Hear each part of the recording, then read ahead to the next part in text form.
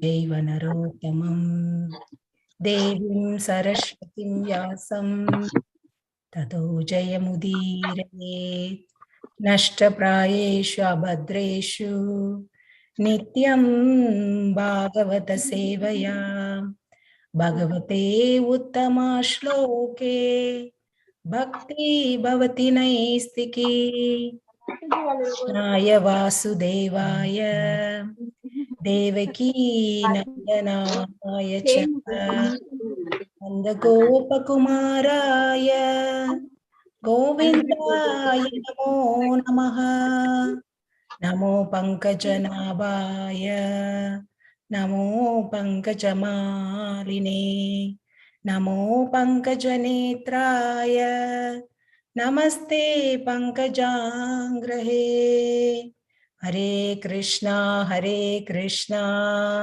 Krishna Krishna Hare Hare Hare Rama Rama Rama Hare Hare Hare Krishna Krishna Krishna Hare Hare Hare Rama Rama Rama Hare Hare Hare Krishna Krishna Krishna Hare Hare Hare Rama Rama Rama Hare Hare. Hare Krishna, everyone. Please accept my humble obeisances. All glories to Srila Prabhupada. And I'm wishing everyone a happy, very, very happy Nrsimha Chaturdasi today. Thank you all for joining this morning for Bhagavatam discussion. So today's verse is from Canto 1, Chapter 4, verse number 14. I'm completely not qualified to do the service, but I take this opportunity as a mercy of Guru, Krishna, and all the devotees for my own purification. So I seek everyone's blessings before I start speaking today. I will share the screen.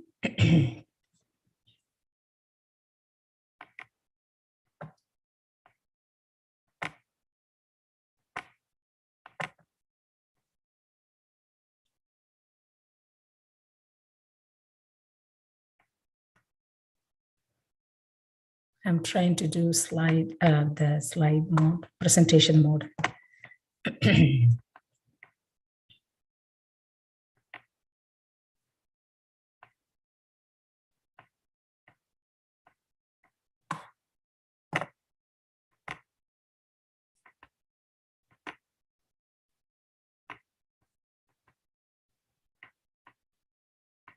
Can you also see the screen now?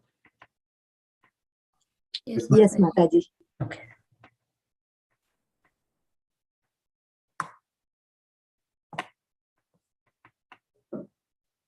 Sorry, I'm trying to move all the screens.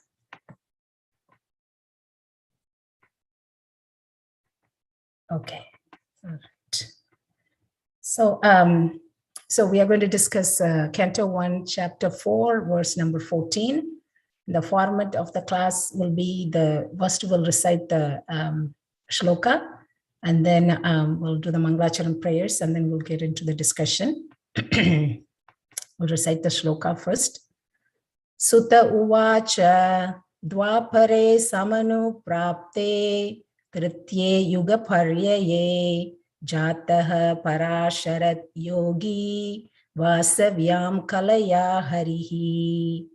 Sutta uvacha dvapare samanu prapte tritye yuga paryaye jatah parasharat yogi vasavyam kalaya harihi. Can I ask the devotees, a few of the devotees, to recite the shloka, please? Sutta uvacha dvapare samanu prapte tritiye yuga paryaye jatah parasarat yogi vasavyam kalaya hare. Hare Krishna Mataji.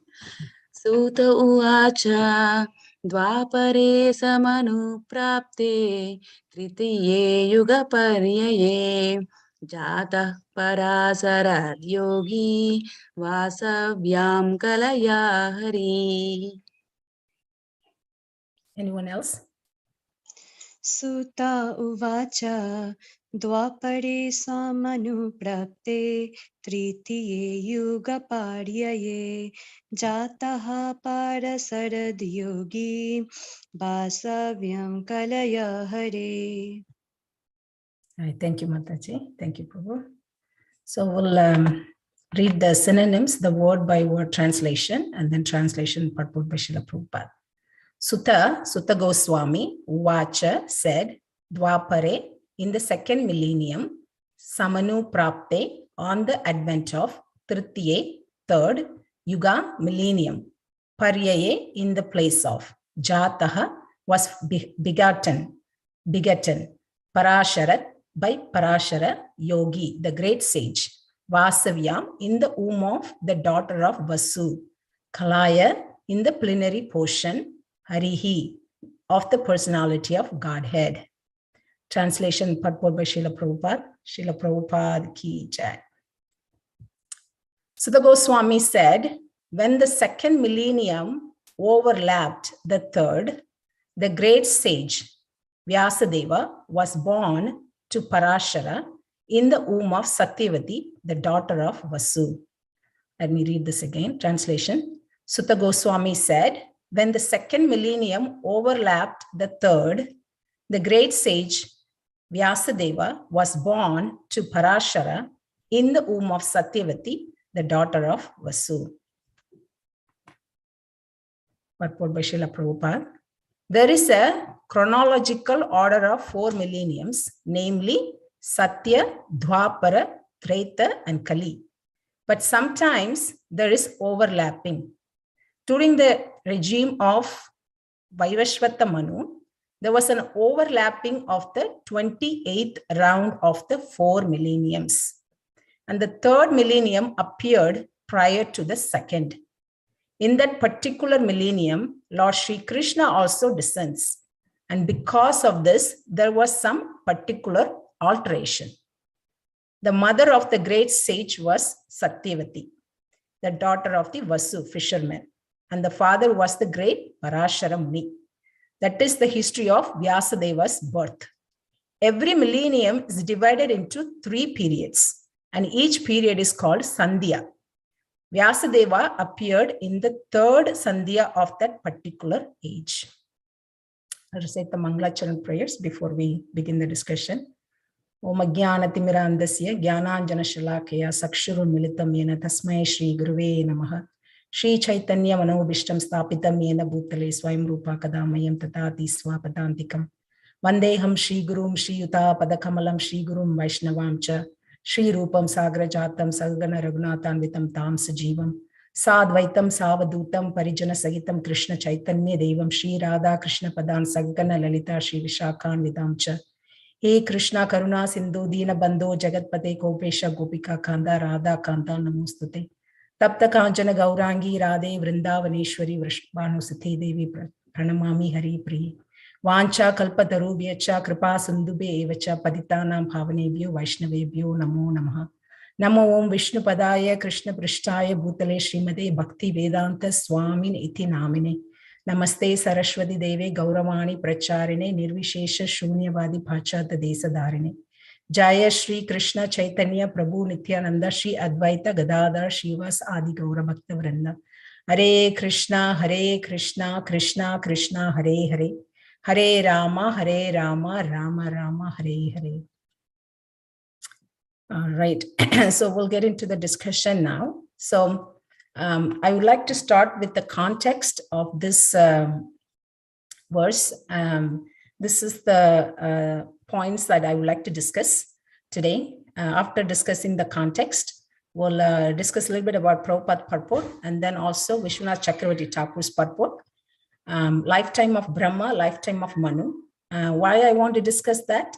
Because in this, we're going to talk about the millenniums, the Yugas, and the 28th cycle, and when Krishna descends, and then Vyasadeva also born in the 3rd part of the millennium. So there is so many technical facts. So if we learn the lifetime of Brahma and lifetime of Manu and then Yugas, and then we can link that with the 28th cycle of what they're talking about in this verse. So that's what I thought. But most of you know these all technical facts about the lifetime of Brahma and Manu and the Yugas and everything. But we will try to keep it to the point that where we can link that information, those facts with this verse. And then next part of the discussion will be some story about Parash Ceremony, Satyavati, Mother Satyavati, and then glorification of Vyasadeva. Actually, this chapter is the 4th chapter in Canto 1. The title is Appearance of Narada Muni. But actually, it's not the birth of, when it says appearance of Narada Muni, it's not the birth of Narada Muni. It's he's appearing in front of Vyasadeva. It's coming to meet Vyasadeva. And then Vyasadeva meet, and then how Bhagavatam come into place. That's what this chapter is about. So this chapter 4th, 5th, and 6th chapter, 3 chapters are the conversation, how Vyasadeva meet Narada Muni, his spiritual master, and then how the conversation happens and how Vyasadeva write the Srimad Bhagavatam. So the context is basically the first 3 chapters we all know. We have discussed very, very elaborately every verse. Every week. So the first chapter is the sages in Naimisharanya ask the main 6 questions to Sudha Goswami. And the second and third chapter, the answers to those 6 questions were described. And then the 4th chapter, the enthusiasm of the sages and Shaunaka Rishi. Shaunaka Rishi is a leader of the sages. It's increasing so much. They're asking so many questions because they want to hear Bhagavatam. So out of enthusiasm, the first 12 verses are questions only. So they're asking, questions after questions to Sudha Goswami, first 12 verses. And then the 13 words they're saying, you know everything except a few things in Vedas, you know everything. So please tell us. So this verse, today's verse is the answers. All those questions they asked, Sudha Goswami start answering those questions. And rest of the Canto 1, the 19 chapters, the rest of the Canto 1 is the answers to all the questions they asked, the 12 verses they asked. Then the second Canto only, the Bhagavatam starts. So what are they asking? The first they ask about, they're making 3 inquiries. In the first 12 verses, they're making 3 inquiries. The first inquiry is about Vyasadeva. They're asking in what place, in what yuga, this all took place, and who inspired him to write or to compile Srimad Bhagavatam. That's what they're asking. That's verse number 3. And then they ask about Sukadeva Goswami. Sukadeva Goswami is a self-realized person.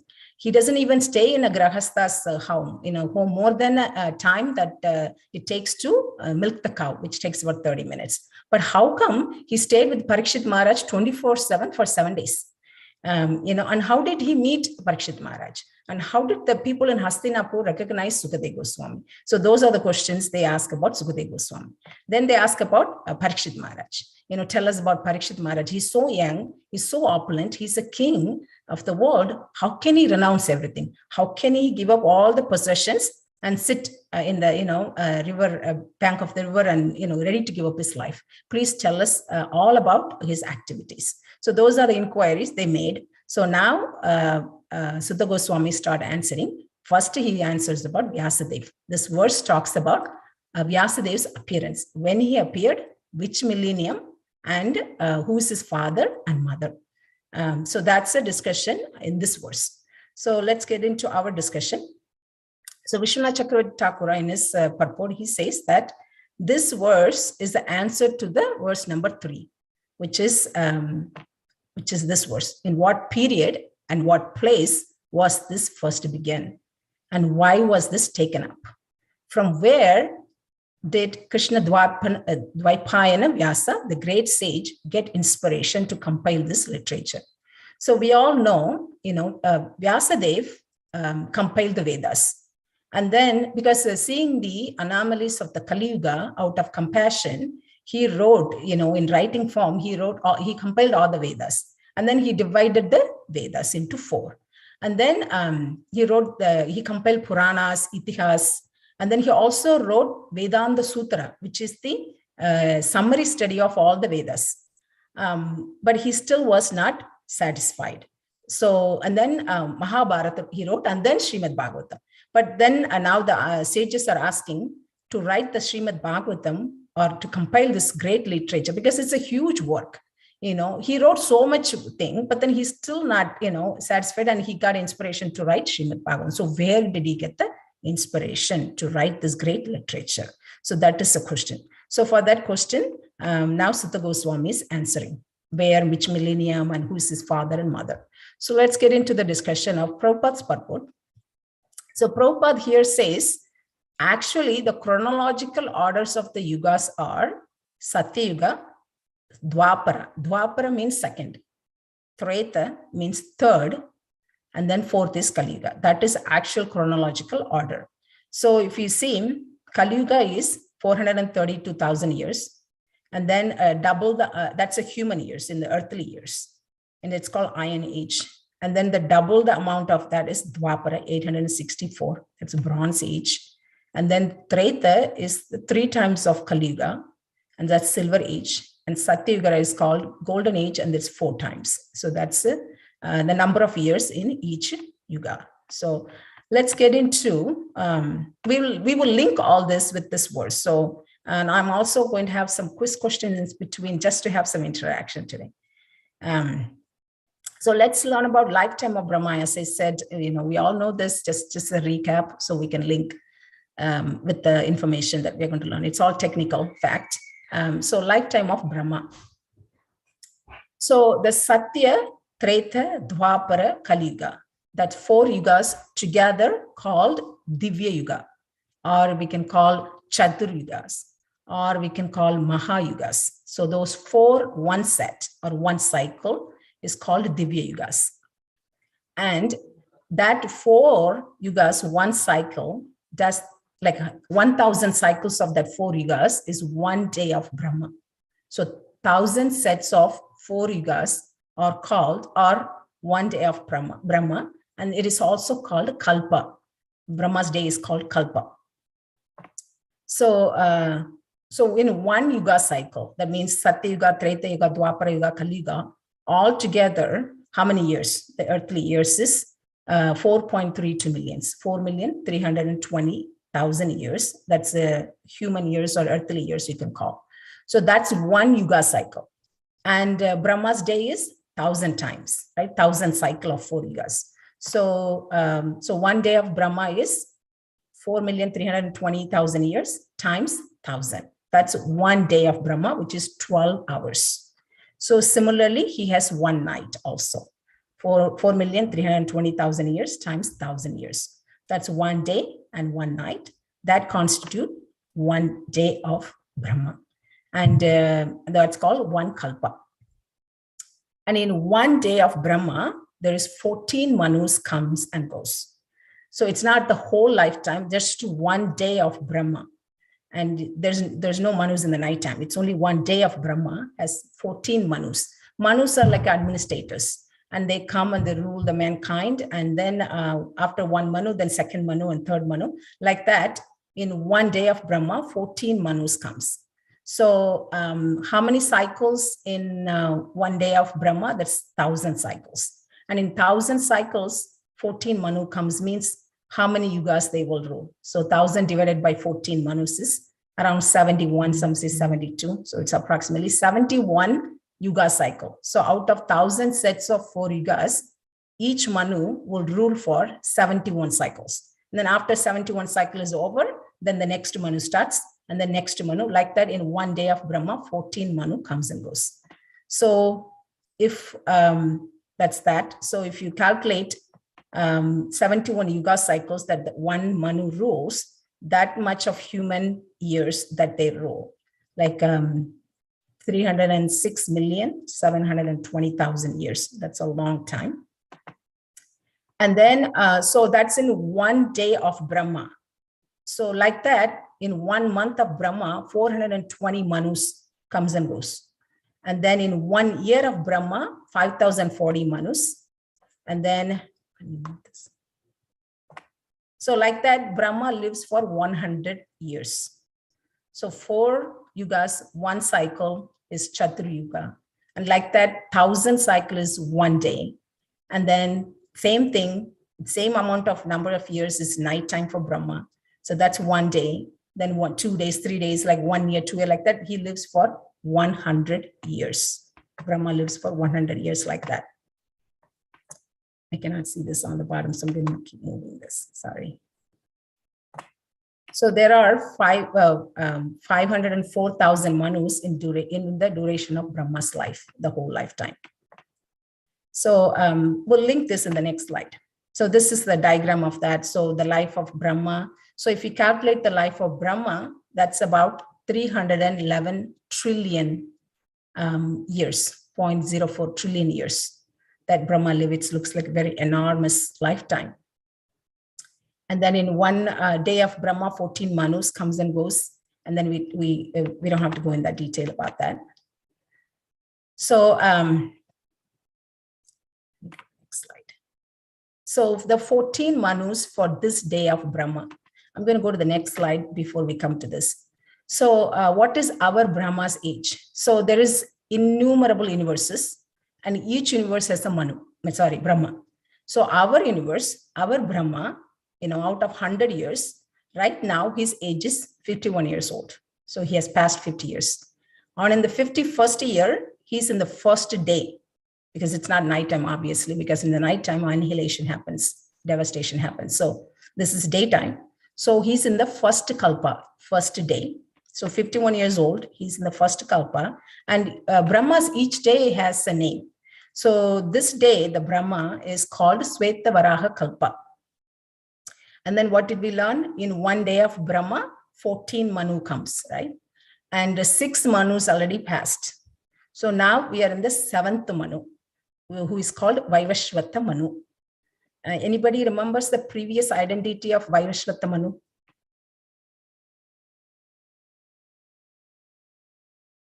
I think son of Vivaswan, Mataji. Yes, Prabhu, son of Vivaswan, but who was he in the previous?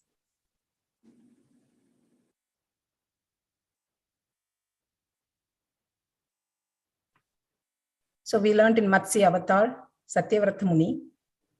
So at the end of that, he was told that he'll become the 7th Manu. So Vaivasvata Manu's previous identities, he was Satyavrata Muni.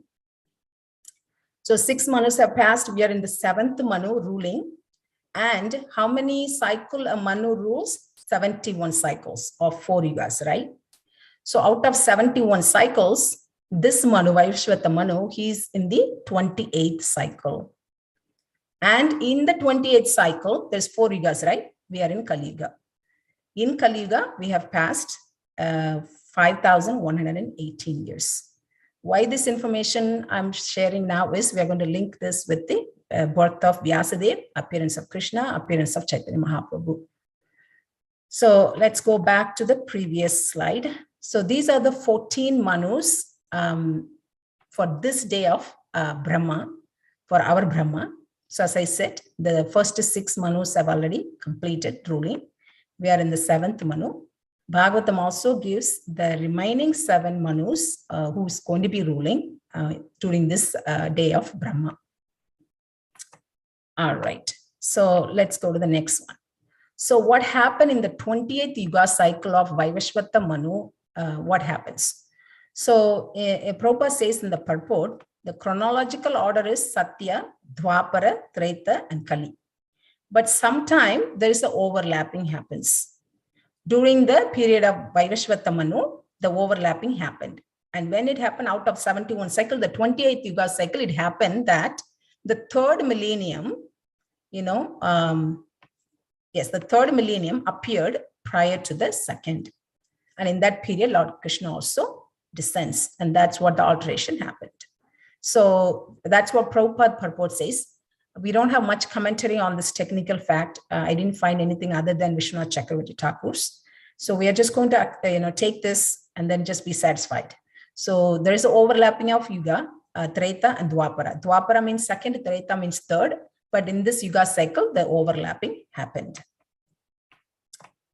So Vishwanath Chakravarti Thakur says, according to Amara Kosha, which is a dictionary, Sanskrit dictionary, Paryaya means lapse. So that's what the word Paryaya means, lapse. And then he says there's a sequence of Vyasa's appearance with Krishna. With the lapse of many yuga cycles, yuga paryaya means lapse of many yuga cycles. In Dwapara Yuga, when Krishna appeared, Vyasa also was born. It will be explained that Krishna appeared in Dwapara Yuga of the 28th cycle of yugas in Vaivashvata Manu. So I'm going to talk about the sequence of Vyasa, Krishna, and Lord Chaitanya Mahaprabhu, when exactly they appeared. So also in the purport, it says the yugas are divided into 3 portions. Prabhupada also says, this is also Vishnu Chakravarti Thakur's. He says the yugas are divided into 3 parts. So the beginning portion is called Sandhya Rupa. The middle portion is called Yuga Rupa. And the end portion is called Sandhyamsha Rupa. The beginning and the end portion is only 10%. And then the main portion is called Yuga Rupa, which constitute 80% of the years. So if you see on the side, let's take the human years or earthly years. So in Satya Yuga, so there is some variation in the number of years of each yuga. So this one, we'll take this one. So in Satya Yuga, the number of years are 1,440,000 years. That's a number of years, total number of years. But in the first beginning, the Sandhya is 144,000, and then Sandhyamsha is 144,000. Then altogether, it's 1,720,000. So 10% is Sandhya, 10% is Sandhyamsha, and the middle is Yuga Rupa. Why we have to know about the Sandhya and Sandhyamsha is there some significance we are going to learn. So what does Sandhya means? So Sandhya means each yuga is preceded by a period, which is called Sandhya, which is some many hundred years of the length as there is thousands of years. So for example, if it's 4,000, it's 400. If the yuga year is 4,000 celestial years, 400 will be Sandhya in the beginning, 400 will be Sandhyamsha in the end. So if you see in the picture on the bottom, I have the 4,000 is actually celestial years, not human years. So Satya Yuga has 4,000 celestial years. And then the 400 is the Sandhya, which is a preceding period of the Yuga. And then there are also periods followed by the main Yuga, which is called Sandhyamsha, which is also 400 celestial years in Satya Yuga. And the middle portion is called actual Yuga. So those are the 3 portions of yugas. It's all technical. So when did Vyasadeva appear exactly in this period? So Prabhupada says every millennium is divided into 3 periods, and each period is called Sandhya. Vyasadeva appeared in the 3rd Sandhya of that particular age. That particular age is Dwapara Yuga. So that's the time Vyasadeva. So 3rd Sandhya is Sandhyamsha. So that overlapping, that's the time Vyasadeva appeared. So I have the diagram here. If you see Dwapara Yuga, Sandhya and the main Yuga and Sandhyamsha, he appeared in that Sandhyamsha period. Krishna Chakravarti Thakur says, Tritya, the word in the verse, it says Tritya Yuga, we read Tritya Yuga Prapte. So Tritya refers to 3rd part of the Dwapara Yuga. So Krishna Chakravarti also says the same thing. Dwapara Yuga, the 3rd part, Vyasadeva appeared. Vyasa was born from Satyavati, who was the daughter of Uparichara Vasu, the fisherman.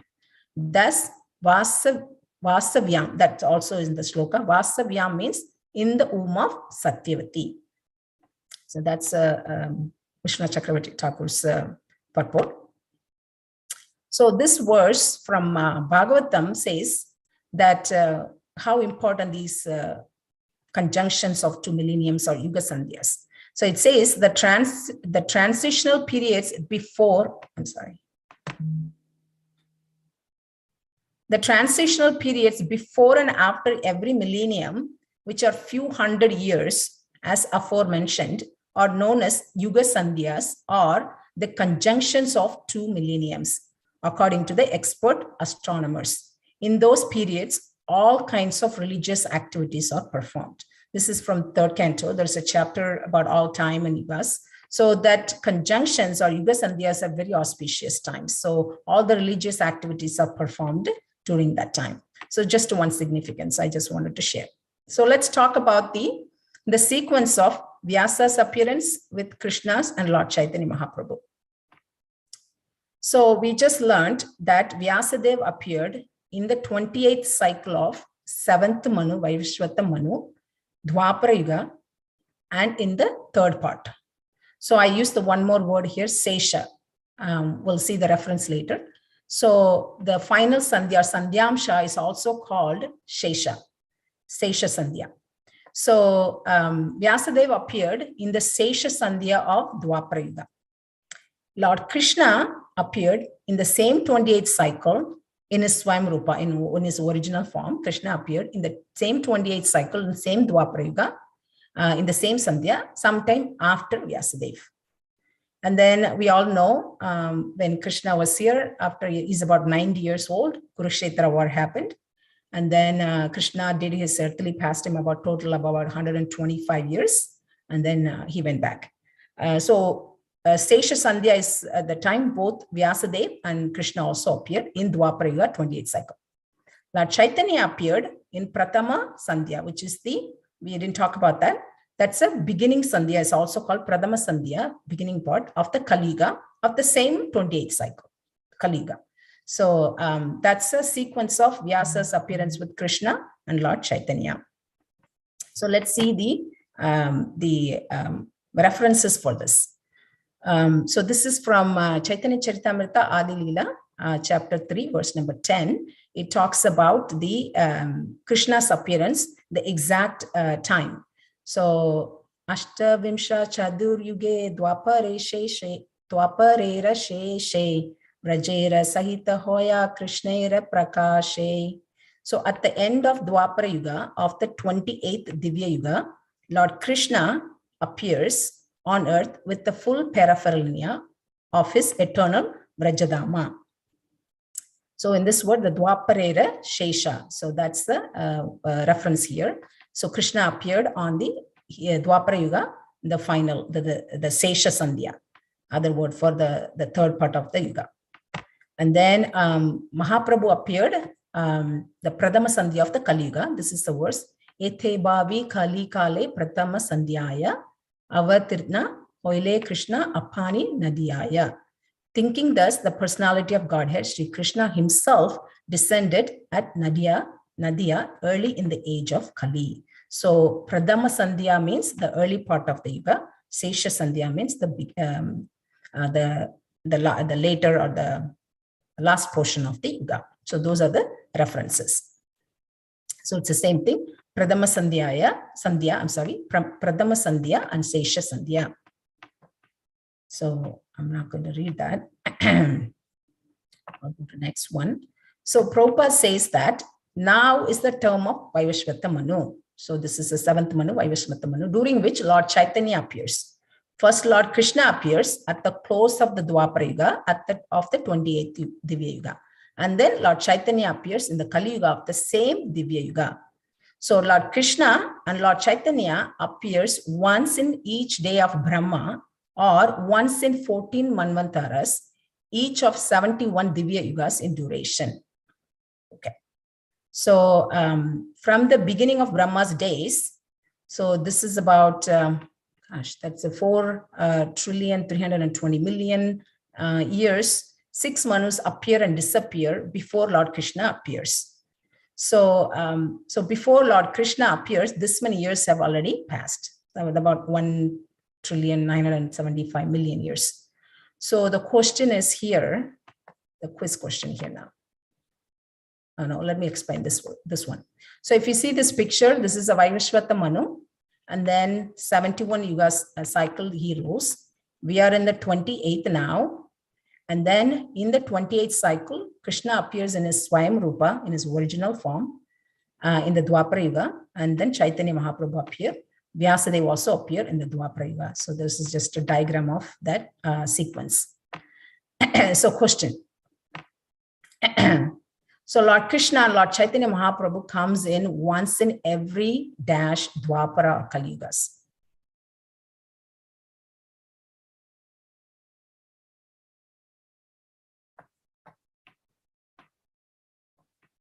Hare Krishna. Sorry, can you all hear me? 71, Mataji, right? 1,000, Who said 1,000? me, Mataji. Yes, 1,000 Prabhu. So if you take Brahma, so Krishna appears once in 1,000 Dwapara Yugas, right? Because in one day of Brahma, there's 1,000 sets of 4 Yugas, right? In the 1,000 sets, only Krishna appears only once in one day. The nighttime, he doesn't appear. So the nighttime also has, the same number of years, but then the Chadra Yugas don't appear in nighttime because that's a partial annihilation happened during the nighttime of Brahma. So during the daytime, there's 1,000 cycle happens. And then in the 1,000 cycle, 14 Manus comes and goes. And each Manu rule for 71 Yuga cycle. But Krishna appears not in each Manu period, only once in day of Brahma, which is 1,000 cycles. And in that one, Dwapara Yuga comes 1,000 times. But then Krishna appears only one time. So the reason I brought this up is, and then the same thing with Chaitanya Mahaprabhu. Chaitanya Mahaprabhu appears once in 1,000 Kali Yugas. Of course, there will be Yuga avatars in each Yugas, different incarnations of Vishnu. But Krishna in his original form, Mahaprabhu with the Sankirtan movement, it's all in those one time in 1,000 Dwapara and Kali Yuga. So the point is very rare opportunity because we are very, very fortunate because Krishna appeared. This Dwapara Yuga just passed before us. And Mahaprabhu appeared in the Kali Yuga that we are in right now. And then, so this is a rare thing, right? Because what if we were born some time ago in the first cycle of this Manu or the last cycle of this Manu, the access to, Krishna's everything, maybe we don't know. So, but since we are very close to that appearance and by the mercy of all the acharyas and Prabhupada, we have all that information. 5,000 years ago, Krishna appeared. 500 years ago, Mahaprabhu appeared. What a great opportunity, right? We have. And, Prabhupada, he so mercifully given all the, literatures that what we need to, purify our existence, get, close to Krishna. I just wanted to bring this up to just, share that rare opportunity that we have.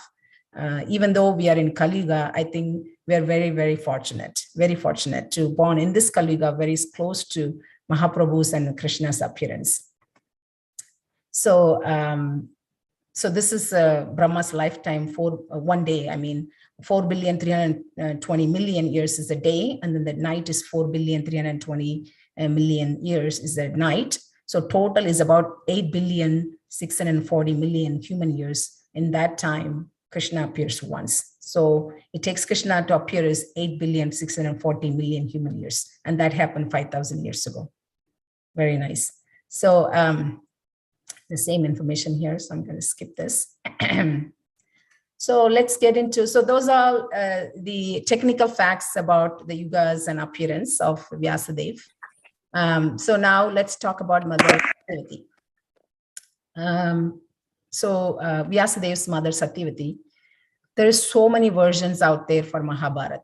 There's different version, even South India version, North India version. In South India version, different versions are there. So which is bona fide, which is authoritative. When we read about these stories, Mahabharata stories, we can get different varieties depending upon who's writing it. So what I read, I'm going to share. There may be some discrepancy, but Mother Satyavati, how she was born, is actually king of Chedi, is a king who was out hunting. And he somehow, his salmon got released. So, and he didn't want to waste it. So he sent that salmon through a bird, eagle, to his wife, so the progeny can, come up. But the eagle, the bird, somehow dropped the salmon in the ocean. And the ocean, the fish took it. And the fish is also not ordinary fish. The fish is an apsara. I had her name is Adrika, I think. So she's an Apsara. By a curse, she was born as a fish. So the king's semen was taken by the fish, and the fish had 2 children. And one was a boy and one was a girl. And the boy was taken by a Matsya king. The girl, Satyavati, was taken by the Vasu, the fisherman, Uparichara Vasu. So, and she had the smell of fishy, the fishy odor. The fragrance, her body odor was fishy. So that's what she called a Matsya Gandha, Matsya Gandha. So she was helping her father by, helping people to cross the river. So sometime like that, when she was, rowing the boat and trying to help people, Parashara Muni came. So some version says that he got attracted to Satyavati, and that union was Vyasadeva born. But then the question comes, how come Parashara Muni can get attracted to a fisherman god? He's a great sage, right? So some version says that he didn't get attracted. It's not out of attraction. It is because there was a constellation at that time. It happened that incarnation of Lord has to appear. Vyasadeva have to appear at that time because of the constellation. And Parashara Muni understood that. And then he requested Satyavati to be an instrument for Vyasadeva to be born. So he requested her, and then because they were not married, so he created an island. That's what one version says. And then also she said, I have that fishy odor, how can, the union can happen. So he gave her the blessings that the fragrance was so good that it can go like a miles. So Kasturi Gandha. So her name changed to Kasturi Gandha. Also, her name is Kali also because she has a dark complexion. So also because they were not married, Parashara Muni assured her that her virginity will be maintained even after the birth of, Vyasadeva. So that's the way the union happened, and Vyasadeva was born. And as soon as Vyasa, one version says, as soon as Vyasadeva was born, he was grown up and he left the place. And he told Satyavati that whenever she asks or pray for him or ask him to come, he will be there. So that's the thing about Satyavati. And Prabhupada mentioned in one of the lecture that this text is by Chanakya Pandit, that sometime there may be a part of poison, and there may be a small drop of nectar. We can still take it because that's a nectar. Also, there may be a big filthy place, but there may be a small gold. So we don't ignore the gold because it's in filthy place, right? Similarly, sometime when the girl, even though they are born in a low-class family, when they're well qualified, they can be accepted. So like that, Satyavati was so qualified. It's called Sri Ratnam. So she was so qualified that Parashara Muni accepted her, and then Vyasadeva was born. So that was the Prabhupada explanation in one of the lecture I heard. So then we all know after that that King Shantanu got attracted to Satyavati, and then they were married, and we know they had kids, and then Kuru dynasty and all that come. We are not going to go in that detail for today's discussion. So let's talk about Parashara Muni, so father of Vyasadeva. So Parashara Muni is the grandson of Vashishta Muni, and his father was Maharishi Shakti, and mother was Adrashyati. And he learned Vedas in his mother's womb itself. And there's a pastime that his father, Maharishi Shakti, father of Parashara Muni, was killed by a demon. He's called a Kalamsha Pada. So out of angry, Parashara Muni did Rakshasa killing yagya. And his grandfather Vashishta stopped him. He said, you shouldn't do that. So he stopped the yagya. He stopped killing the Rakshasas by the, words of Vashishta Muni. Also, Parashara Muni got blessings from Pulasya Muni, and he spoke Bhagavata Purana to Maitreya. So before even, this Vyasadev, compiled Bhagavatam, Parash Ceremony, there's a different versions or different personalities spoke Bhagavatam. So one of this is Parash Ceremony spoke Bhagavata Purana to Maitreya, and Maitreya spoke to Vidura. So we know that from third canto. And then Parash Ceremony also spiritual master for Janaka Maharaj, and he's also spiritual master for Lord Shiva. And Parashara Muni was the author of many Vedic scriptures. Some Puranas also compiled by Parashara Muni, and sociological directions. That's all about Parashara Muni, father of Vyasadeva. So, I have one more slide. Also, Parashara Muni is the one explained the description of what is Bhagavan, the 6 opulence. That is also given by Parashara Muni. Prabhupada mentioned that in the many places in Bhagavad Gita and Bhagavatam. And then let's talk about Vyasadeva. So by the union of Satyavati and Parashara Muni was born Vyasadeva. And we know he was born on the 28th Yuga cycle of 7th Manu, the 3rd part of the Yuga Sandhyamsha part. And then the time, the exact time was the 12th day of light fortnight in the month of Vaishaka, April and May. So it's called Vasant Dwadasi. About the birthplace, there's a different variation. There's different versions. Some says that he was born in Vyasa Gufar. It's in the cave. It's like a cave near Nepal, Kathmandu, and they even have a small deity of Vyasadev there. That's one version. One version says that Parashara Muni just created. He didn't create. He created an island near Yamuna River. It's called Somatirtha Ghat. And that's what Vyasadeva was born. There's one more version says Thaumali, it's a place, that's a place Vyasadeva was born. So there's a variation about the birthplace. But there's one place, it says that it's near Nepal where the deity is there. That place, Vyasadeva came back, and that's a place he wrote Bhagavatam also, compiled Bhagavatam. So, but anyway, those all variations. Vyasadeva is also called Krishna because of his dark complexion. So that's one of his names. And he's called Dvaipayana because he was born in an island. That's what he was called, Dvaipayana. And then he's called Veda Vyas because he divided the Vedas. He compiled the Vedas, then he divided them into 4 parts. So he's called Veda Vyas. And then he's also called Vyasadev. Vyasa basically means compiler or editor. So that's what he's called, Vyasadev. So this is all about Vyasadev appearance. I just have some information. And Vyasadev's appearance day is called Vyasa. The disciples or students of the spiritual masters celebrate that day as Vyasa Puja or Kuru Puja because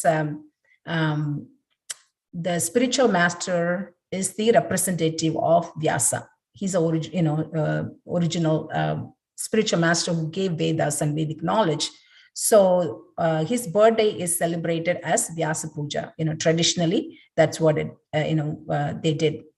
It's called Vyasa Puja or Purnima. So there is, I just have one more information about Vyasa. Vyasa is a title. It is, or it's a position. Like we say, Brahma is a position. It's a post. Any elevated souls can take the Brahma's position, right?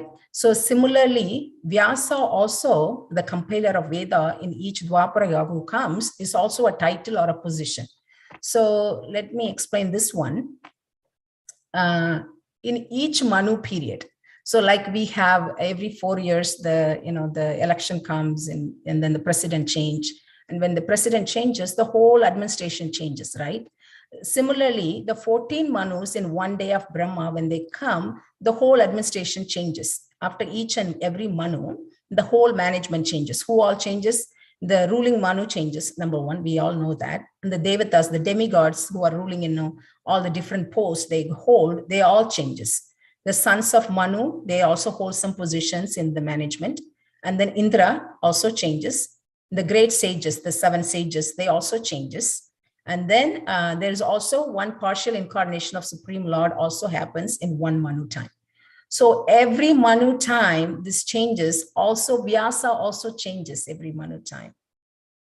Okay, so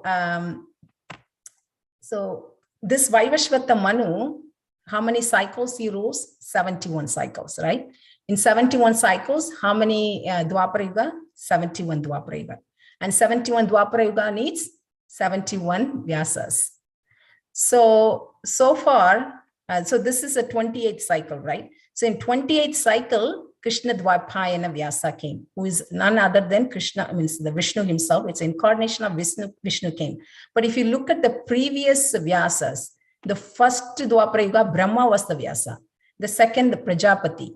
The third, Yushana or Sukracharya, Brahaspati, Savitri, Yamaraj, Indra, Vashishta. So in each Dwapara Yuga, there's a different Vyasa who compiles Veda for the Kali Yuga. So that's what it means. So in 26th cycle, Parash Ceremony was the Vyasa. And then now 28th cycle, Krishna Dvaipayana is a Vyasa. Anybody wants to guess who will be the next one?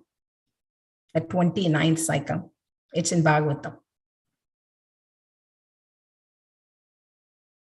It's going to be Ashwatthama, son of Drona. He's going to be next Vyasa for the 29th cycle of Vaivashvatamanu in Dwapara Yuga. So that's what Bhagavatam says. So that is about, Vyasa, different Vyasas. So Vyasa is a position or a title. So with that, that concludes my, about the discussion about the verse. So we talked about, the chronological order, how it overlaps, and the Yugas, millennium, Sandhyas. And then when Vyasadeva appeared, Krishna appeared, and Chaitanya Mahaprabhu appears, and then how different Vyasas are there. So today is Narsimha Chaturdasi. So I thought we'll complete with the one prayer to Lord Nrsimhadev, if you allow me, then we have 5 minutes. So yesterday we were reading the prayers of different devatas to Lord Nrsimhadev after Lord Nrsimhadev killed Hiranyakashipu, and he was still very angry, and they were trying to pacify him, and they were offering beautiful prayers.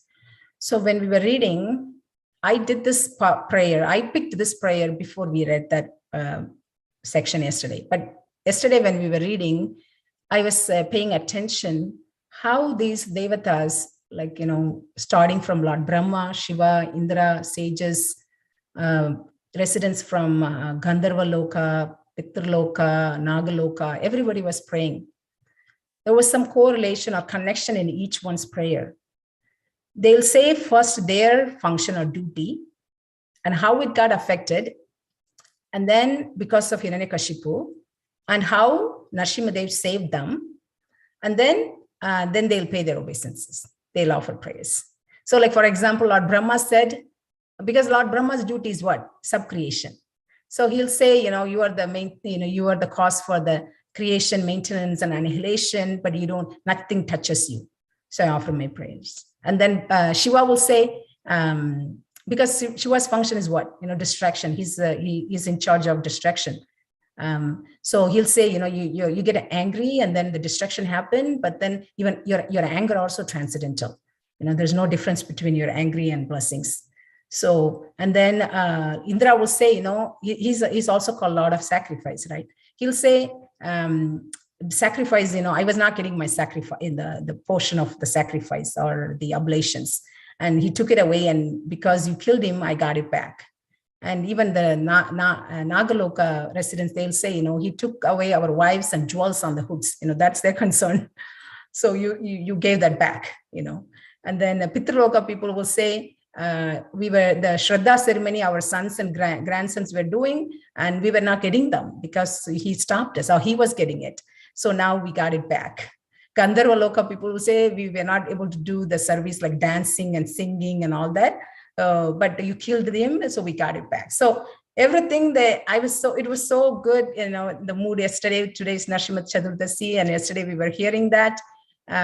So I was connecting, but I picked this prayer before I had that thought. But I picked this prayer. Now I'm thinking this is what my problem is. So that's what I picked this prayer. So I thought we'll recite this prayer. Om Namo Bhagavate Narasimhaya.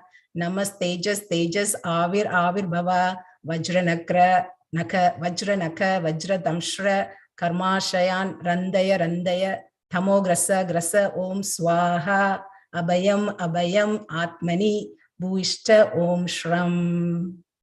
Beautiful prayer. It says, I offer my respectful obeisances unto Lord Nrsimhadev, the source of all power.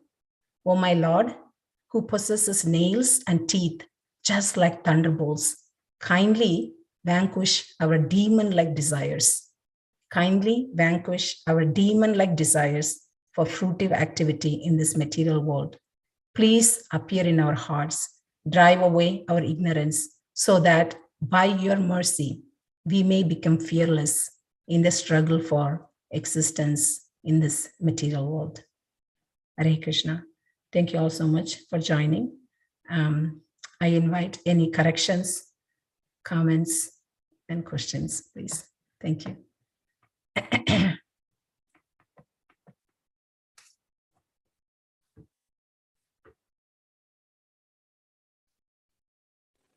Thank you, Mataji, for the wonderful class. Thank you. A lot of number crunching you had done to give us a good context and idea. So very thank you for that. Mataji, I have one question.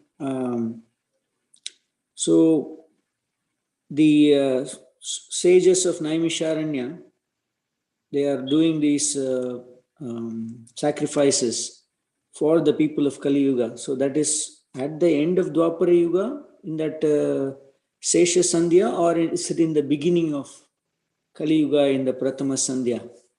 Do you know? It's in the Kali Yuga, Prabhu. It's in the Kali Yuga, yeah. We also hear that only after Parishit Maharaj life ends, Kali Yuga starts, right? That is yes. that the influence already started at the time it started. Remember, Prabhu, we read in the curse by the Shringi. Yeah, that was the beginning of Kali Yuga. That's one of the signs that Kali Yuga has begun. And also in one verse we see when Krishna was there, the Kali couldn't exert his influence. And then once Krishna left, and then also Parikshit Maharaj knew it's going to happen. So he was also doing so many devotional service, and he kept Kali's influence checked. So, and then it started. So the sages, and then Parikshit Maharaj, heard the Bhagavatam from Sukadeva Goswami while Sutta Goswami was in the assembly at that time. So this happened in Kali Yuga, the sages during the yajna, yes. The follow-up question is, Mataji, you said we are in this Kali Yuga, 5,000 some odd years into this Kali Yuga. So we are also still in that Pratama Sandhya. Am I correct to say that? Because for 432,000 years is Kali Yuga. So 43,000 is Pratama Sandhya, 43,000 is the Sesha Sandhya. So can I go back to the slide, Prabhu, so I can be sure? Yeah, I have a slide about that. So, but I'm not very good with the numbers, but I tried this.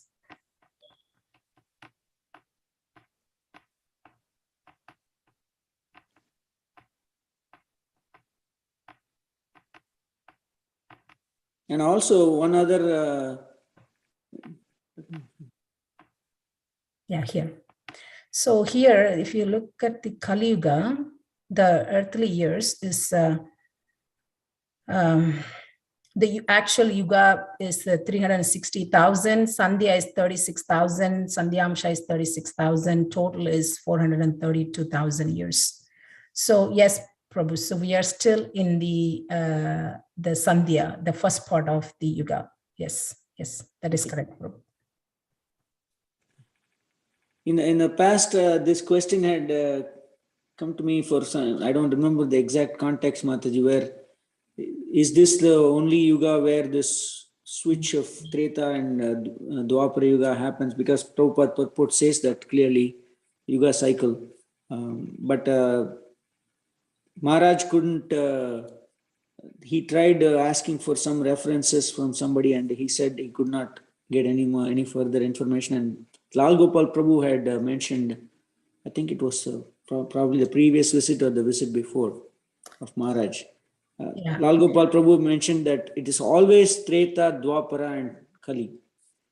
Yes, Prabhu. So I had the discussion with Lal Prabhu yesterday about this. Yeah. Because as per Prabhupada's purport, on the 28th cycle, instead of, so it's supposed to be Satya, Dwapara, Treta, and Kali. But in the 28th cycle, Satya, Treta, then Dwapara, and Kali came. So it looks like the whole Yuga switched place, Dwapara and Treta, the whole Yuga. But I was listening to a lecture by one of the Matajis in Mayapur, and she referred to Bhanu Maharaj and Burijan Prabhu. And Bhanu Maharaj's explanation was the Yuga didn't switch. There's just an overlap. The Sandhya period overlaps. Dwapara and Kali, there's an overlap period. So a few hundred years here and few hundred years on the beginning part, they overlap, and that's the time it happened. So it's an overlap, not the whole Yuga is switching spots, because Yuga cannot switch spots like that, because they have set number of years, set number of Sandhya and Sandhyamsha. They just, it's cyclical. It just goes like that. So, but if you look at commentary, there's not much, only Prabhupada and Vishwanath Chakravarti Thakur commentary we have. So that's what in the beginning I said, it's a technical fact. So we are just going to take it as it is, as it is by Prabhupada, because we don't have much acharyas commenting on this. Yeah. Yes. Thank you, Mataji. Thank you, Prabhupada.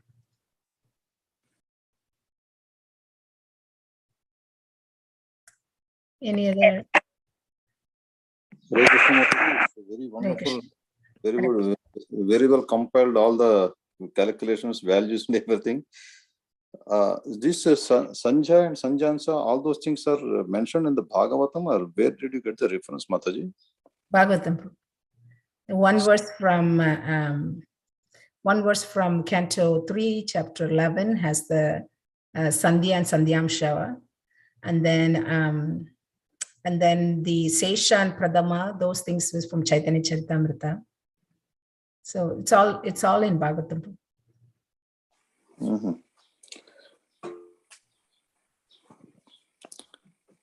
Canto 3. Canto 3, yeah. Okay, Mataji, I'll go through that. Thank you, Mataji. Thank you. Hare Krishna, Mataji. Hare Krishna, Prabhu.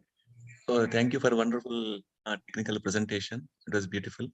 One question, Mataji. So you said Parash Ceremony is also spiritual master of Lord Shiva? Yes, Prabhu. Is that correct? Yeah. Oh, okay. I did not know. This is the first time I'm hearing Mataji. So do you have any other insight on that? I mean, how he... No, Prabhu. It is, there's a Canto 1. I think when Parikshit Maharaj, so the Canto, I think I have to go back to the chapter number, Prabhu, where I think it's Parikshit Maharaj leaving.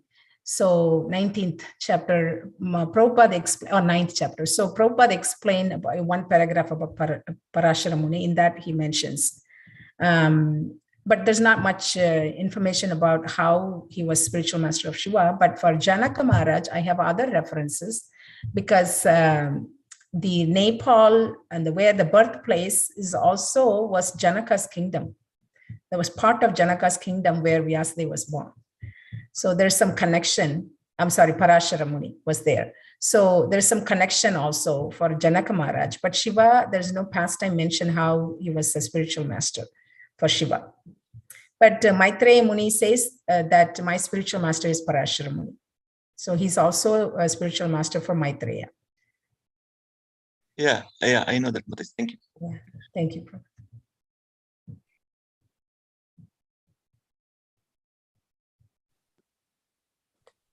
Hare Krishna, Mataji. Hare Krishna, Prabhu. Thank you for a wonderful presentation today, Mataji. So we could see your research done in all the topics. So very in-depth knowledge presented, Mataji. So learn new things. Thank you, Mataji. Thank you, Prabhu. I learned too. This service is helping me to learn. And ultimately, it helps for purification, our own purification. So thank you, Prabhu. Mataji, initially Ramachandra Prabhu asked me to speak on this verse. I'm glad that you got this verse for this. I could not have justified even 10% of what you did. No, Prabhu, that's your humbleness. You're saying like that.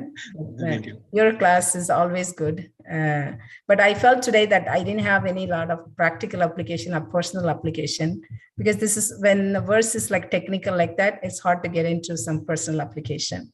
But at least we know the significance, I understood like a lot of information from this. And then how rare that Krishna appears in once in 8 billion years, that we are so close to Krishna's appearance time that we have access to all the information in the past times. Because Prabhupada says that my books are law books, which will last on the universe for 10,000 years. That's all. And then after that, we may not even have access to all the literature we have now, scriptures we have now. So we are very fortunate that we've born very close to the appearance of Krishna and Chaitanya Mahaprabhu and Vyasadeva, that we have access to all the scriptures, and how mercifully Prabhupada also has given all the commentary, all the energy he's, and the sleepless nights. I cannot even imagine myself losing sleep for 1 day. 2 days, then I'm grumpy. But Prabhupada, whole his life, sacrificing his sleep and everything, he wrote Bhagavatam commentary for all of us. So we just have to take that instruction and take it to our heart. And so, thank you, Prabhu. Mataji, I have a question. Yes, Prabhu.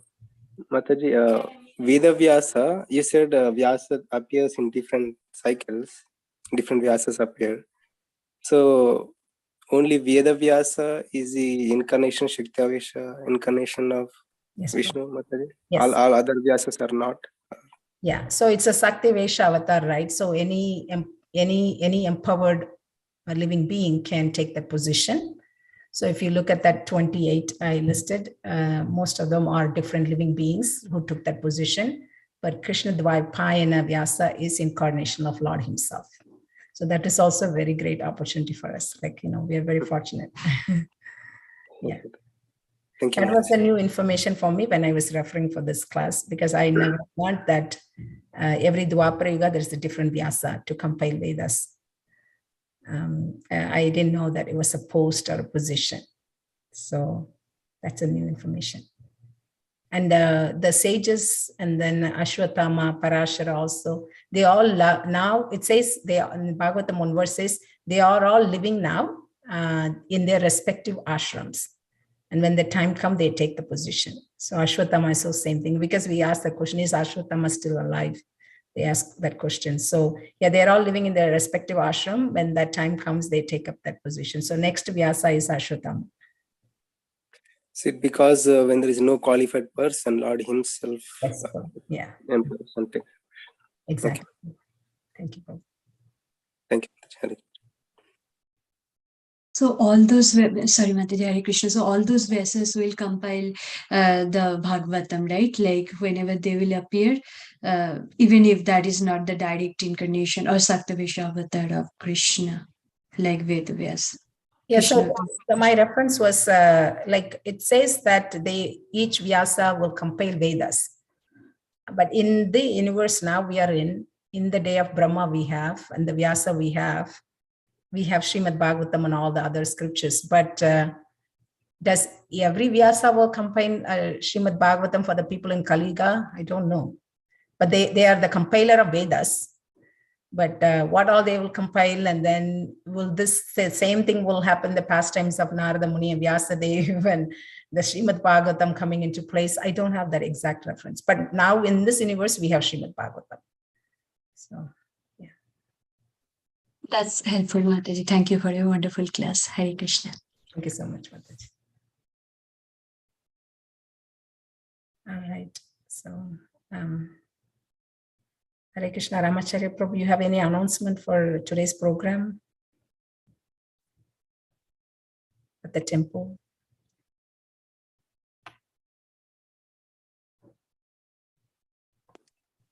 Nothing specific, Mataji. I think devotee knows that there is program today.